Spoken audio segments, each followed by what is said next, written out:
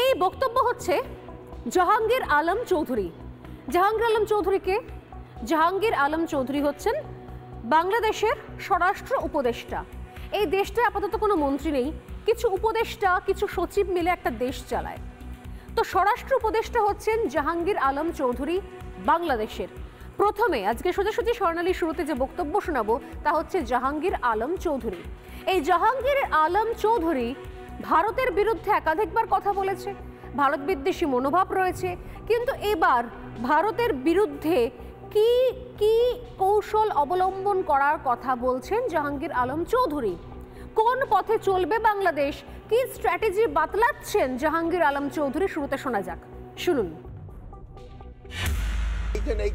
Occurrence না ঘটে এই জন্য তো আজকে ফরেন মিনিস্ট্রিতে বলা হয়েছে, গতকাল ফরেন অ্যাডভাইজার আজকে ইসেরে ডেকে ফরেন সেক্রেটারি অথবা ফরেন অ্যাডভাইজার ইন্ডিয়ান হাই কমিশনারকে ডেকে বলবে। আমাদের বর্ডারে প্রচুর শক্তি আছে এবং আমার জনগণ হইলে আমার বড় শক্তি। মানে কঠোর বলে আমরা তো কঠোরই, আমাদের জায়গা দিব না, এতে আবার কঠোরের কি আছে? আমার জায়গা আমি কঠোর থাকবো না মানে কি? কি তারা বিভিন্ন জায়গায় তো সমস্যা করার চেষ্টা করবে, বাট আমরা যেভাবে হোক ছলে বলে কৌশলে যেইভাবে এই সমস্যা সমাধান করবে। জাহাঙ্গীর আলম চৌধুরীর শেষ কথাটা খুব গুরুত্বপূর্ণ। তিনি বলছেন যে যেভাবেই হোক ছলে বলে কৌশলে আমরা এটার সমাধান করবই।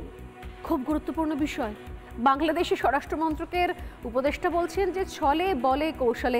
একটা দেশের স্বরাষ্ট্র মন্ত্রকের তরফ থেকে, মন্ত্রক যদিও নেই, তো সেই উপদেষ্টা যখন বলেন যে আরেক দেশের সঙ্গে সম্পর্কটি তিনি ঠিক করবেন ছলে বলে কৌশলে, তখন বুঝতে হয় যে দেশটার নিয়ত খারাপ, অর্থাৎ দেশটার উদ্দেশ্যটাই খারাপ, তার মানসিকতাই খারাপ।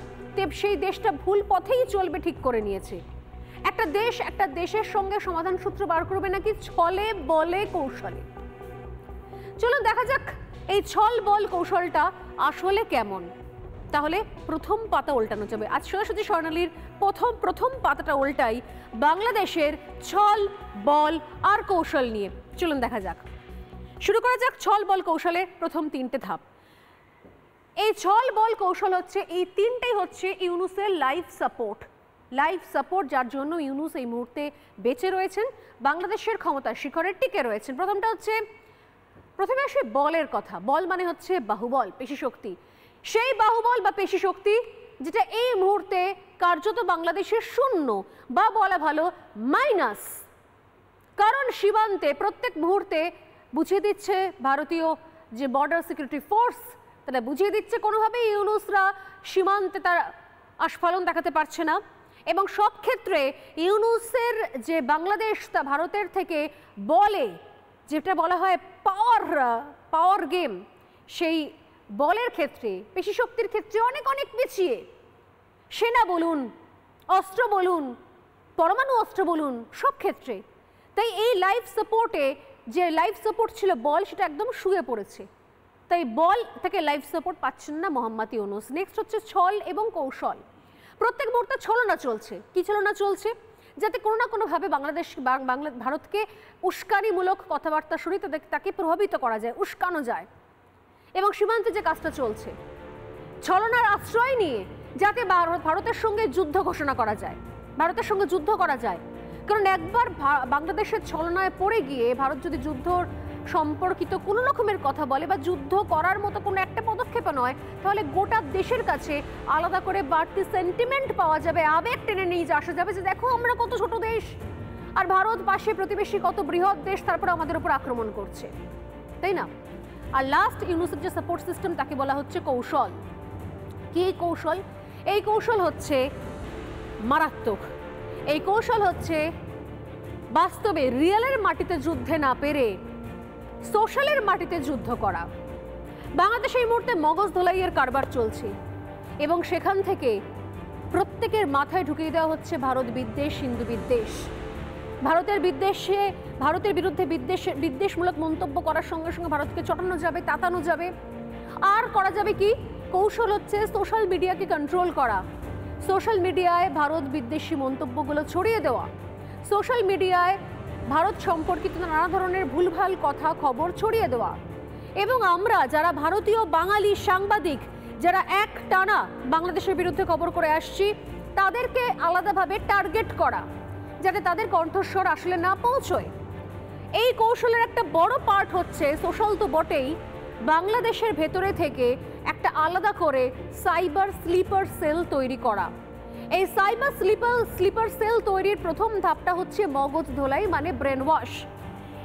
সেই হীরক রাজার দেশের যন্তর মন্তর ঘরের মতো বাংলাদেশে প্রত্যেক মুহূর্তে চলছে মগজ ধোলাইয়ের কারবার। কিভাবে চলুন বলি একটা একটা করে। দ্বিতীয় পৃষ্ঠা উল্টানো যাক আজ সোজাসুজি স্বর্ণালীর। বাংলাদেশে যে মগজ ধোলাইয়ের কারবার চলছে তার মধ্যে প্রথম হচ্ছে কট্টরপন্থীদের টার্গেট হচ্ছে শিক্ষা প্রতিষ্ঠান, মূলত টার্গেট হচ্ছে ইঞ্জিনিয়ারিং কলেজ, যেখানে মেধাবী পড়ুয়ারা রয়েছেন, পড়াশোনা করেছেন, তাদেরকে আলাদা করে প্রশিক্ষণ দেওয়া, তাদের ব্রেন ওয়াশ করা, তাদেরকে বোঝানো যে আসলে ভারতকে হ্যাটা করতে হবে, ভারতকে বিদ্বেষমূলক মন্তব্য করতে হবে এবং তার জন্য নানা ধরনের কার্যকলাপ করা, বিভিন্ন গ্রুপ তৈরি করা। এই গ্রুপগুলো WhatsApp group, social media group বা আরও কিছু নির্দিষ্ট অ্যাপ রয়েছে, সেই অ্যাপের মাধ্যমে গ্রুপ তৈরি করা, সেখান থেকে স্ট্র্যাটেজি তৈরি করা, কিভাবে ভারতের প্রতি বিদ্বেষকে জাহির করা যায়। এখান থেকে কেউ প্ল্যান দেন ভারতের পতাকা মাটিতে পেতে রাখা, কেউ প্ল্যান দেন ভারতের অমুক নেতাদেরকে নিয়ে বিকৃত ছবি তৈরি করা, কেউ প্ল্যান দেন ভারতকে নিয়ে কোনো বিকৃত ভিডিও করা, দেশের প্রধানমন্ত্রীকে পর্যন্ত টার্গেট করা। প্রথমে কয়েকজন পড়ুয়াকে নিয়ে গ্রুপ তৈরি করা হয় এবং সেই গ্রুপে আস্তে আস্তে জামাতিদের হয়ে প্রচার করার জন্য তাদেরকে তৈরি করা হয়। বিভিন্ন কর্মসূচিতে যোগ করিয়ে বিভিন্ন কর্মসূচিতে যোগের প্রচারও করা হয়। জামাতি যে কর্মসূচিগুলো হয় সেখানে এই সমস্ত প্রশিক্ষিত মেধাবী পড়ুয়াদের আস্তে আস্তে অ্যাড করা হয়। সোশ্যাল মিডিয়ায় ভারত বিদ্বেষী পোস্ট হচ্ছে মূলত কাজ, ভারতীয়দের সোশ্যাল মিডিয়া হ্যাক করা হচ্ছে দ্বিতীয় কাজ, ভুয়ো প্রোফাইল বানিয়ে বিদ্বেষ ছড়ানো হচ্ছে তৃতীয় কাজ, এবং ভারত বিরোধী কাজে ইন্ধন যোগানো চলছে। তার সঙ্গে দেশের মাটিতে থেকে কি করে তরুণ তাজা মাথাগুলোকে আরো বেশি বিগড়ানো যায় এবং নতুন নতুন পন্থা অবলম্বন করা যায় সেগুলো নিয়ে ভাবনা চিন্তা করাও রয়েছে এই মগজ ধোলাইয়ের গ্রুপের আরো একটা বড় কাজ। এই মগজ ধোলাইয়ের ফলটা কি? দিনের পর দিন যেভাবে মগজ ধোলাই চলছে বাংলাদেশে তার একটা ছোট্ট নমুনা দেখাই। নমুনাটা দেখলেই বুঝতে পারবেন যে কিভাবে এই মগজ ধোলাইটা আসলে কাজ করছে। যেরকম সাম্প্রতিক সময় বেশ কিছু বক্তব্য শুনলেই বুঝতে পারবেন যে এদের যদি এরকম বক্তব্য হয় তাহলে এরা যে মগজ ধোলাইয়ের স্কুল কলেজগুলো চালাচ্ছে, প্রতিষ্ঠানগুলো চালাচ্ছে, সেখানে কি হয় শুনুন কিছু বক্তব্য।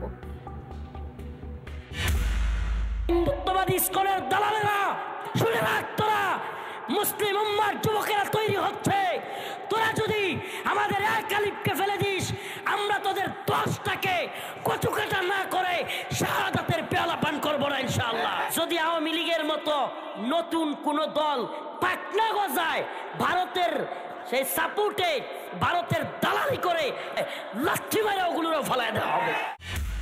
আপনারা সুস্পষ্টভাবে জেনে রাখেন, আমরা আজকে বাংলাদেশ হয়েছি ভারতের চক্রান্তের ফলে। আমরা প্রয়োজনে সেই পাকিস্তানে ফিরে যাব, কিন্তু ভারতের পা আর আমরা চাপবো না। ভারতকে একটি জিনিস বলে দিতে চাই, আপনাদের সাথে আমাদের সম্পর্ক কি হবে সেটা আপনারা আপনাদের কাজের মাধ্যমে নির্ধারণ করবেন। যেই খুনি হাসিনা এতগুলো মানুষকে খুন করে এই বাংলাদেশ থেকে পালিয়ে গিয়েছে, যদি এই বাংলাদেশের সাথে আপনাদের সম্পর্ক স্থাপন করতে চান, খুনি হাসিনাকে বাংলাদেশে ফিরিয়ে দিন। মাঝে মাঝে বলি না 26 লাখ ভারতীয়, এগুলো কোথায়? একটা একটা করে ইন্ডিয়ানকে ধরে লাথি মেরে ইন্ডিয়ার সীমান্তে ঢুকাই দিয়ে আসতে হবে। আমরা আসলে ভারতের সাথে বন্ধুত্ব চাই, আমরা ভারতের সঙ্গে কোনো বন্ধুত্ব চাই না। আপনি এই ধরনের বক্তব্য দিতে পারেন না, এটা কোনো শর্ত শুদ্ধ না। আচ্ছা না আচ্ছা, আমরা ভারতের সাথে অবশ্যই শত্রুতা চাই না, শত্রুতা চাই, যে অবস্থা আমরা শত্রুতাই চাই, বন্ধুত্ব চাই না। নানা ধরনের কন্টেন্ট দেখার জন্য লাইক করুন, শেয়ার করুন আমাদের ফেসবুক পেজ, সাবস্ক্রাইব করুন আমাদের ইউটিউব চ্যানেল। পাশাপাশি অন্যান্য ব্রেকিং নিউজের জন্য অবশ্যই চোখ রাখুন রিপাবলিক বাংলায়।